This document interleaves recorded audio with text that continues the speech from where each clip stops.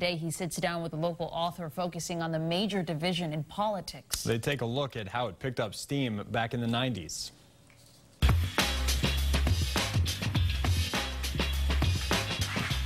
Well, good morning. As you regular viewers know, we really like to feature the work of local authors in this segment who've been writing and thinking about public affairs. And so we're pleased to have with us today the pride of Groton, Massachusetts, NBC and MSNBC national political correspondent Steve Kornacki, author of his first book, The Red and the Blue, the 1990s and the Birth of Political Tribalism. Steve, congratulations. Thank you. Appreciate it. And welcome. Thank you. Anyone you want to say hello to? Say hello to the faculty and students at Groton Dunstable Regional. How about that? Okay, fair enough. I'm sure they're thrilled.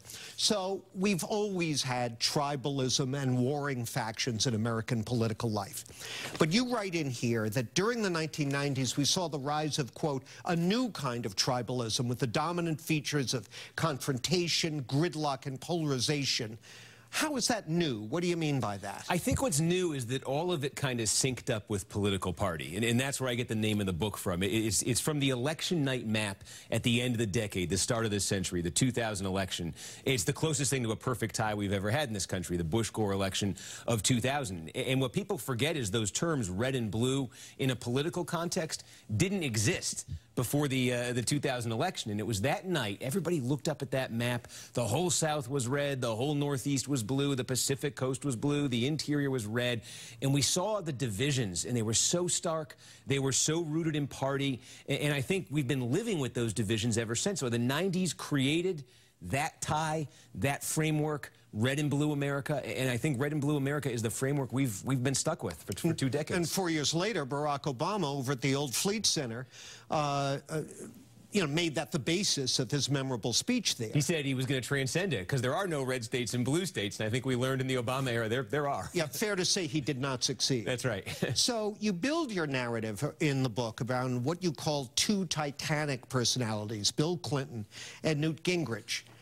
But, in hindsight, they look like almost wishy-washy moderates compared with where their parties are today. What happened? Yeah, I mean, I think they sort of, Gingrich especially, I think, in terms of his rise in the House, is amazing. Whatever you think of him is amazing when you look back at it. He came from the back benches in the late 1970s of a minority party that seemed like it was never going to get within 100 seats of the majority. And 16 years later, he is Speaker of the House, and he has toppled what was called the permanent Democratic majority.